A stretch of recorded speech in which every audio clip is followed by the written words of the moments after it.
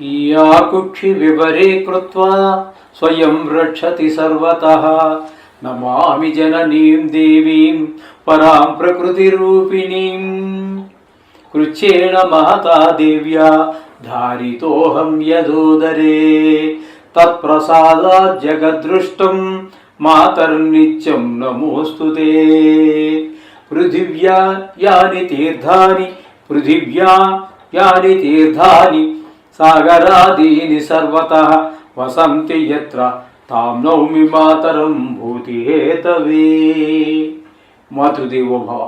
ఇప్పుడు పరాభవ నామ సంవత్సరంలో ద్వాదశ రాశుల వారికి ఏ విధమైన ఫలితాలు ఉండబోతాయి అనేటటువంటి విషయాన్ని మనం ఇప్పుడు సశాస్త్రీయంగా తెలుసుకోబోతున్నాము. ఇందులో ప్రతిసారి చెప్పుకుంటున్నట్టు కానీ నా కవిత్వం కానీ ఏమీ ఉండదండి. శాస్త్రం ఎంతవరకు చెప్పబడిందో అంతవరకు చెప్పడం జరుగుతుంది. కొంచెం శ్రద్ధగా వింటే మీ రాశులవి గుర్తుగా ఉంటాయి. మకర రాశి వారికి పరాభవనామ సంవత్సరంలో గోచార ఫలితాలు ఏ విధంగా ఉంటాయో సశాస్త్రీయమైన పద్ధతిలో మనం తెలుసుకునేటువంటి ప్రయత్నం చేద్దాము. ముందుగా ఈ మకర రాశిలోనికి ఏ ఏ నక్షత్రాల వారు వస్తారు అనేది చూద్దాం. ఉత్తరాషాఢ 2, 3, 4 పాదాలు, శ్రవణ నక్షత్రం 1, 2, 3, 4 పాదాలు, ధనిష్ట నక్షత్రం 1, 2 పాదాలు. ఈ 9 పాదాలు ఈ 3 నక్షత్రాలు కలిసి ఇక్కడ మనకి మకర రాశికి చెందిన వారు అవుతూ ఉంటారు. వీరికి ఆదాయం 2, వ్యయం 8, రాజపూజ్యం 1, అవమానం 6. వీటిని చూసి కంగారు పడద్దండి. ఇక్కడ వెనకాల వచ్చేటటువంటి మూర్తి మంత్రం మీద ఆధారపడి ఉంటుంటాయి ఫలితాలు. కంగారు పడాల్సిన పని లేదు.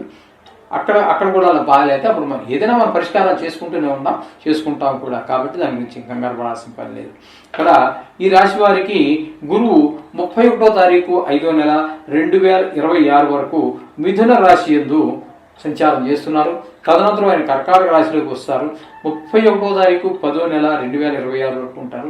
తదుపరి సింహంలో ప్రవేశించే సింహరాశిలో అక్కడ వక్రగతి చెంది మరలా వెనక్కి కర్కాటక రాశిలోనికే చెందుతారు. అక్కడ తామ్రమూర్తిగా ఉన్నారు. కాబట్టి ఈ విధమైన ఫలితం గురువు యొక్క పరిస్థితి ఆ విధంగా ఉంది. శని ఈ సంవత్సరం అంతా తృతీయ స్థానంలో మీనరాశి యందు తామ్రమూర్తిగా ఉన్నారు. ఇక రాహు సంవత్సరాది లగాయతు కుంభరాశి యందు అలాగే 5వ తారీఖు 12వ నెల 2026 లగాయతు జన్మస్థానమైనటువంటి మకరంలో సువర్ణమూర్తిగా సంచారం చేస్తున్నారు. ఇక్కడ సువర్ణమూర్తిగా ఉన్న జన్మస్థానంలో నిజానికి శని సుఫలితాలు ఎవరు కానీ అనుకున్నంత చెడ్డ ఫలితాలు మాత్రం రావు సువర్ణమూర్తి. కాబట్టి కేతువు సంవత్సరాది లగాయతు సింహరాశి యందు తదుపరి 5/12/2026 లగాయతు సప్తమ స్థానంలో కర్కాటక రాశి యందు తామ్రమూర్తిగాను సంచరిస్తూ ఉన్నారు. దీనివల్ల ఈ రాశి వారికి అన్ని విధాల యోగదాయకంగా కనబడుతోంది. ఇవన్నీ పరిశీలించిన మీదట వృత్తి వ్యాపారం యందు లాభాలు బాగానే ఉంటాయి. ప్రేమ వ్యవహారాలు ఒక నిర్ణయానికి వస్తాయి. వివాహాది శుభకార్యములు జరుగుతాయి. బంధుమిత్రులు కలియుట, విందు భోజనాలు చేయుట, గౌరవాభిమానాలు పొందుట ఇట్లాంటివన్నీ కూడా జరిగే అవకాశం ఉంది. ఈ విధంగా కాకపోతే విద్యార్థులు కనుక మనకి తీసుకున్నట్టయితే వారు ఈ సంవత్సరం అంతా కూడా వాళ్ళు ఉన్నత శ్రేణిలో పాస్ అవుతారు. మంచి చదువుని శ్రద్ధ పెడతారు.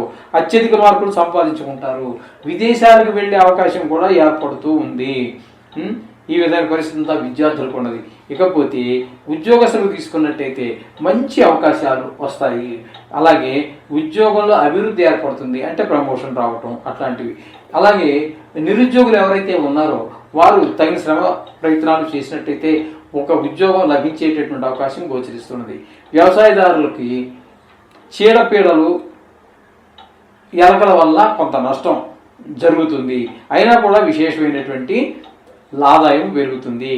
అలాగే రుణాలు తీర్చేస్తారు. డబ్బులు ఎప్పుడైతే ఆదాయం పెరిగిందో రుణాలు తీర్చేస్తారు. మరి ఇప్పుడంటే ఏడాదికి ఆ ఏడాది, ఏ 6 నెలలకి 6 నెలలో రెండు పంటలు అయితే అలా వాళ్ళు రుణాలు చేసే పెట్టుబడి పెడుతూ ఉంటారు. కాబట్టి ఆ రుణాలు కూడా తీర్చేయగలుగుతారు. వ్యాపారస్తులకు క్రయ విక్రయాలు బాగా పెరిగి లాభసాటిగా ఉంటుంది. వ్యాపారస్తులకి వాళ్ళకి మంచి అవకాశాలన్నీ కూడా బాగున్నాయి. ఆదాయం పెరుగుతుంది. ఇక కళాకారులు అంటే ఈ టీవీలో నటించేటటువంటి వారు, అలాగే సినిమాలో నటించేటటువంటి వారు, అలాగే కేవలం నటనే కాకుండా అందులో పాటలు పాడేవాళ్ళు, వెనకాల బోళ్ళంతా ఇది ఉంటుంది కదండి, మేకప్ మ్యాన్లు అని అలా చాలా ఉన్నాయి అందులో కూడా కేటగిరీస్. వాళ్ళందరికీ కూడా మొత్తం మీద సినిమా రంగం మీద ఆధారపడి జీవించేటటువంటి వారికి, నిర్మాతలకి కూడా మంచి ప్రకటనలు రావటం, మంచి ప్రశంసలు రావటము, డబ్బులు పెరగటము, ఇట్లాంటివన్నీ కూడా ఈ టీవీ సినిమా రంగాల్లో వారికి వచ్చే అవకాశం ఉంది. కాంట్రాక్టర్లు ఉన్నారు. ఇప్పుడు గవర్నమెంట్ పనులు కొన్ని చేస్తుంటారు, ప్రైవేట్ పనులు కొన్ని చేస్తుంటారు కాంట్రాక్ట్. అటువంటి వాళ్ళకి కూడా విశేషమైన ధర లాభాలు కలుగుతూ ఉంటాయి. చెప్పిన టైంలో వాళ్ళు పనిని పూర్తి చేయగలుగుతారు. తద్వారా గవర్నమెంట్ అయినా ప్రైవేట్ అయినా కూడా వాళ్ళ బిల్లులు వాళ్ళకి త్వరగా వస్తూ ఉంటాయి. వాళ్ళకి ఆదాయం బాగా పెరిగేటువంటి అవకాశం కూడా స్పష్టంగా గోచరిస్తుంది. ఇక ఈ రాశి స్త్రీల కనుక మనం తీసుకున్నట్టయితే మంచి యోగకాలం అని చెప్పేసి మనం చెప్పుకోవచ్చు. మనసులో ఏది సంకల్పిస్తే అదే వాళ్ళు కంపెనీ పూర్తి చేయగలుగుతూ ఉంటారు. సంక్షేమ కార్యక్రమాలు, దైవ కార్యక్రమాల్లో కూడా పాల్గొంటూ ఉంటారు. మాటలు పడవలసి వస్తూ ఉంటుంది. అది సహజమే. అది మంచి పని చేసే వాళ్ళకి ఎప్పుడు కూడా మాటలు పడుతూనే ఉంటారు. చేయని వాడే ఈ విధంగా ఉంటారు. ఇన్ని అడ్డంకులు ఎదుర్కొన్నా కూడా సంతానాభివృద్ధి, కుటుంబ సౌఖ్యం మాత్రం తప్పకుండా కలుగుతుంది. ఇక మిగతా విషయాలు ఏం పట్టించుకోవద్దండి. మీ సంసారం ఎదుగుతుందా, మీ పిల్లలు బాగా చదువుగలుగుతున్నారా, చక్కగా ఇంతవరకు మీరు ఆలోచించుకున్నట్టయితే వారికి కూడా అన్ని రకాలుగా బాగుంటుంది. కాబట్టి ఈ రాశి వారు రాహుకి కేతువుకి జపాలు చేయించుకోండి. అలాగే వారాహిదేవి, అష్టాదశ శక్తిపీఠాలు, సుబ్రహ్మణ్య క్షేత్రాలు ఇవన్నీ దర్శించడం, దేవి ఖడ్గమాల చదువుకోవటము, అలాగే లలితా సహస్రం చదువుకోవటము వీరందరికీ సూచన. అలా అని చెప్పేసి